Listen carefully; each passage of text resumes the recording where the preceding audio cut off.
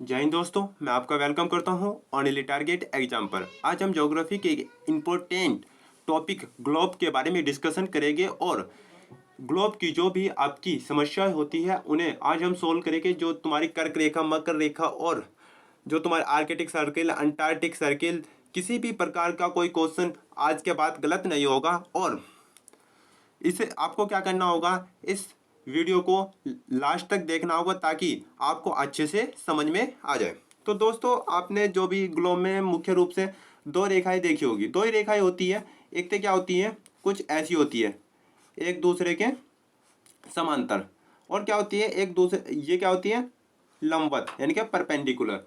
ये दो प्रकार की रेखाएं पाई जाती है। ठीक है दोस्तों, जो ये लेटी हुई रेखाएं होती हैं इन्हें हम लैटिट्यूड कहते हैं, अर्थात अक्षांश कहते हैं। जो खड़ी हुई होती हैं उन्हें हम लॉन्गिट्यूड कहते हैं। लॉन्गिट्यूड यानी कि लंबा, तो लॉन्गिट्यूड उसे क्या बोलते हैं हम, देशांतर। तो ग्लोब को हम क्या क्या भागों में डिवाइड करते हैं, लैटिट्यूड और लॉन्गिट्यूड।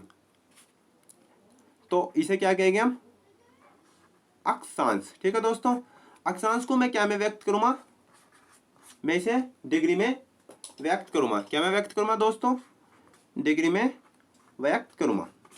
तो आ जाते हैं दोस्तों कंसेप्ट के पीछे। इसके पीछे कंसेप्ट क्या है, मैंने क्या करा, एक वृत्त खींचा।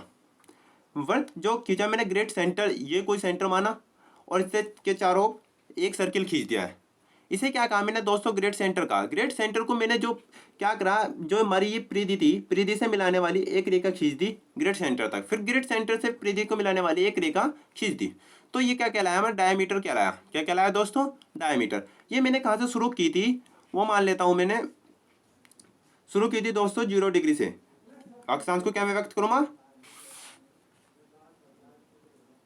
डिग्री में व्यक्त करूंगा।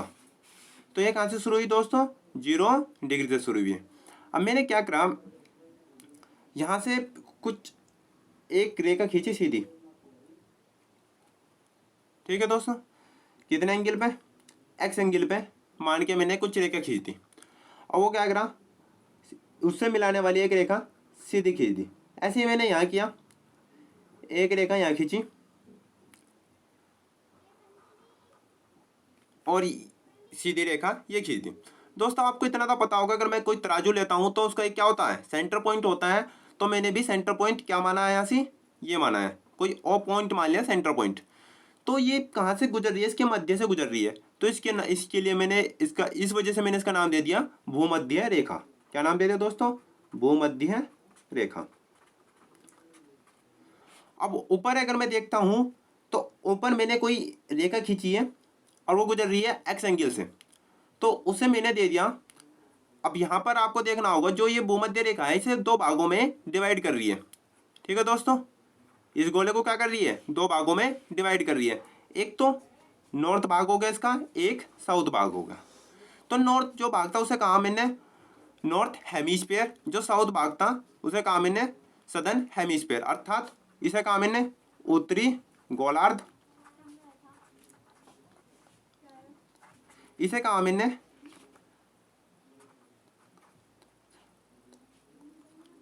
दक्षिणी गोलार्ध। क्या कहा दोस्तों, दक्षिणी गोलार्ध, गोलार्ध। अब ये मैंने क्या करा था, कोई एंगल माना, उससे मैंने एक रेखा खींच दी थी। ऐसी ही मैंने इधर खींच दी थी, तो मैंने इसे नाम दिया। और ये मैंने खींची थी 23.5 डिग्री पे। कितने पे, जहाँ भी जाके मिला था यहाँ से यहाँ तक जाके, तो वो 23.5 था। मेरा एंगल कितना था, 23.5। तो इसे नाम दिया मैंने, कितना दिया, 23.5 डिग्री। और नाम क्या दिया इसे, कर्क रेखा। आपको इतना था, इसे क्या इंग्लिश में क्या बोलते हैं, ट्रॉपिक ऑफ कैंसर। कैंसर कहाँ होता है सबसे अधिक, इंडिया में। तो ये इंडिया में को पास होती है, जिसके कारण हम इसे याद रखेंगे कि ये नॉर्थ हेमिस्फीयर में पड़ती है, क्योंकि इंडिया भी नॉर्थ हेमिस्फीयर में पड़ता है।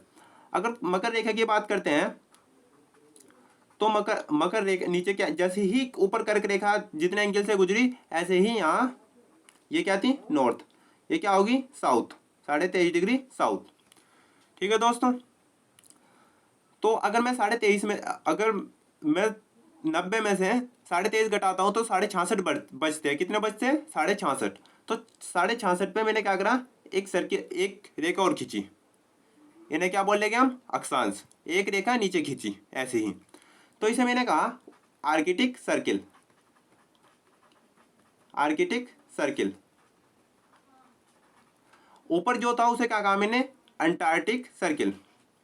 नीचे वाले को क्या कहा दोस्तों, कहाँ से गुजरी है, 90 में से 23 जाके 23.5 जाके कितने बजे, 66.5। ऐसे ही इसे मैंने क्या कहा, अंटार्कटिक सर्किल, क्योंकि अगर मैं यहाँ से एक सीधी रेखा खींचता हूँ तो वो 90 डिग्री का एंगल बनाता है, यहाँ पर पेंटिकुलर है एक दूसरे के, तो यह 90 डिग्री का एंगल वो बनाता है। तो 23.5 ये होगी तो 66 ये होगा, तो 66.5 ये होगी। इसे क्या बोलेंगे हम, अंटार्कटिक का, अंटार्कटिक का, अंटार्कटिक सर्किल। क्या बोलेंगे दोस्तों से, अंटार्कटिक सर्किल, इसे बोला हमने अंटार्कटिक सर्किल। तो यहां से आ जाते हो दोस्तों, अक्षांश, अक्षांश में क्या आई थी हमारी, एक भूमध्य रेखा थी। भूमध्य रेखा क्या कर रही थी, इसे दो भागों में, पृथ्वी को दो भागों में विभक्त कर रही थी। एक था क्या हमारा नॉर्थ हेमिस्फीयर, एक सदर्न हेमिस्फीयर। तो जो नॉर्थ हेमिस्फीयर में थे, तो आपको देखना होगा नॉर्थ हेमिस्फीयर में एक हमारी थी कर्क रेखा। नॉर्थ में क्या थी, कर्क रेखा, कर्क रेखा कि नॉर्थ में कितनी थी, 23.5 डिग्री। कितनी थी दोस्तों, 23.5 डिग्री। अगर मैं आर्कटिक सर्कल की बात करता हूं तो आर्कटिक सर्कल था 66.5 डिग्री नॉर्थ। कितना था, 66.5 डिग्री नॉर्थ। ऐसे ही इधर थी मकर रेखा, मकर रेखा कितनी थी दोस्तों, 23.5 डिग्री साउथ। ऐसे ही इधर था अंटार्कटिक सर्किल, कितना था, अंटार्कटिक सर्किल वो कितना था, 66.5 डिग्री साउथ। तो दोस्तों यहाँ पर आपको क्लियर हो गया होगा, ये हमारा ग्लोब था। ग्लोब को हम क्या में व्यक्त करते हैं, अक्षांश में। अक्षांश को क्या में व्यक्त करेंगे, डिग्री में। तो जो अक्षांश था उसने क्या करा, पृथ्वी को दो मध्य भागों में विभक्त कर दिया। उसे क्या, एक को कहा हमने नॉर्थ हेमिस्फीयर, दूसरे को सदर्न हेमिस्फीयर। तो नॉर्थ हेमिस्फीयर में एक कर्क रेखा 23.5 डिग्री एंगल पे गुजरी, दूसरी 66.5 डिग्री पे एक आर्कटिक सर्किल गुजर रहा था। दूसरे में, दूसरा जो सदर्न हेमिस्फीयर था यानी कि दक्षिणी हेमिस्फीयर, तो उसमें एक मकर रेखा थी 23.5 डिग्री साउथ गुजर रही थी, और दूसरी अंटार्कटिक सर्किल था जो 66.5 डिग्री गुजर रहा था। अब यहाँ क्या होता है दोस्तों, यहाँ इसे बोलते हैं हम नॉर्थ पोल। क्या बोलते हैं दोस्तों, नॉर्थ पोल यानी कि उत्तरी गोलार्ध, इसे बोलेंगे हम नॉर्थ पोल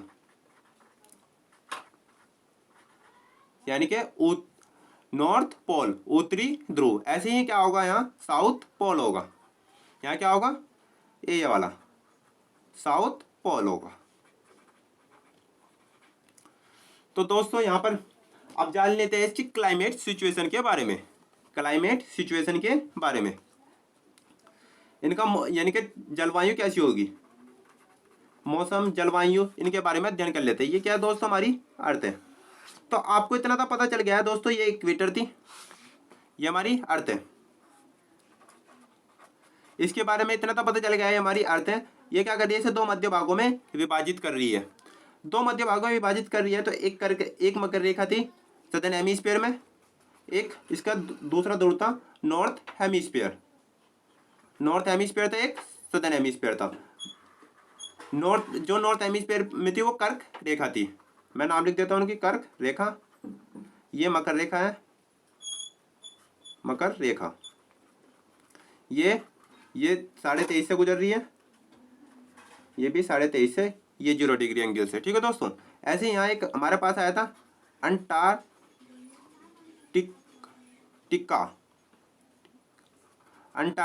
सर्किल आया था। ऐसे ही यहाँ ऊपर था आर्कटिक सर्किल, वो 66.5 डिग्री पता, यहाँ भी 66.5 डिग्री पता। ये क्या था, आर्कटिक सर्किल, ये क्या था, आर्कटिक सर्किल। नीचे क्या था, अंटार्कटिक सर्किल। दोस्तों आपको इतना पता होगा, अगर मैं यहाँ सूर्य लेता हूँ तो पृथ्वी क्या है, अपने एक्स पे 23.5 डिग्री झुकी हुई है। दोस्तों अगर ये सन है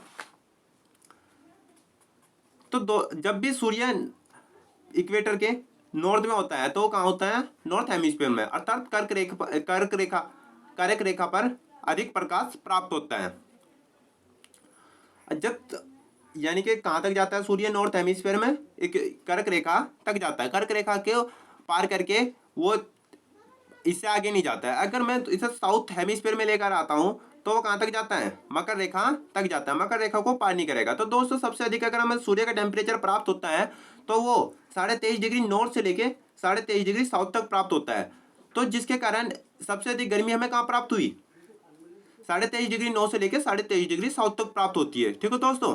तो हमें अगर ये पूछा जाए ऐसी कौन सी रेखा है जिसे सूर्य 2 बार काटता है, तो वो तो एक भूमध्य रेखा है। जब वो नॉर्थ हेमिस्फीयर में जाएगा तब, जब साउथ हेमिस्फीयर में जाएगा तब 2 बार काटेगा।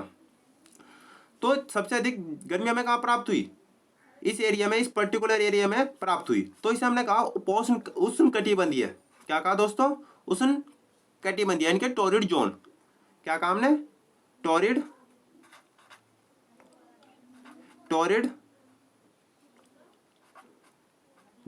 जोन। क्या कहा दोस्तों? टॉरिड जोन का यानी कि उष्ण कटिबंधीय, उष्ण कटिबंधीय। अब दोस्तों जैसे ही सूर्य क्या हुआ, यहां पर आपको दिखाई दे रहा होगा सूर्य की किरणें जो है सीधी पड़ रही है। क्या पड़ रही है? सीधी पड़ रही है। जैसे ही सूर्य की किरणें 23.5 से आगे गई तो यहाँ क्या होगा? सूर्य की किरणें सीधी ना पड़ के तिरछी पड़ेगी। तो यहाँ क्या होगा? जितना टेम्परेचर यहाँ प्राप्त हो रहा था सूर्य का, वहाँ टेम्परेचर कम प्राप्त होगा। अर्थात यहाँ क्या होगी? यहाँ मौसम थोड़ा इससे ठंडा होगा, जिसके कारण इसे हमने क्या कहा? शीतोष्ण कटिबंधीय। शीतोष्ण कटिबंधीय। अब ऊपर चलते हैं तो दोस्तों ये हमारे पास आता है 66.5 डिग्री से। अगर हम ऊपर चलते हैं तो ये आता है हमारे पास नॉर्थ पोल। क्या आता है दोस्तों? North Pole. यहाँ हमेशा क्या होती है? बर्फ जमी रहती है, जिसके कारण हमने इसे क्या कहा? Frigid zone. अर्थात ये क्या है? जमा हुआ। इसे हमने कहा फ्रीड जोन अर्थात शीत क्षेत्र। ऐसे अगर हम नीचे आते हैं तो नीचे भी हमें ऐसी क्लाइमेट देखने को मिलती है। तो इसे हमने कहा अगर यहाँ तक हमें सूर्य परपेंडिकुलर प्राप्त हो रहा था 23.5 डिग्री मकर रेखा तक, पर 23.5 डिग्री मकर रेखा से नीचे चलते हैं तो हमें सूर्य की किरणें यहाँ से क्या प्राप्त होगी? तिरछी प्राप्त होगी, जिसके कारण हमने क्या कहा? इसे शीतोष्ण कटिबंधीय। अगर उससे थोड़ा नीचे आते हैं तो दोस्तों हमें प्राप्त होता है साउथ पोल। तो साउथ पोल पे हमेशा क्या होगी? 66.5 डिग्री से नीचे। तो यहाँ क्या होगा? बर्फ हमेशा जमी होगी, जिसके कारण हमने से कहा फ्रीड जोन। दोस्तों जो इसका पार्ट रहेगा वो पार्ट 2 में हम कवर करेंगे। अगर ये लेक्चर आपको अच्छा लगा तो प्लीज चैनल को सब्सक्राइब कीजिए, लाइक कीजिए, अपने दोस्तों के साथ शेयर कीजिए। टाइम ना वेस्ट। जय हिंद दोस्तों।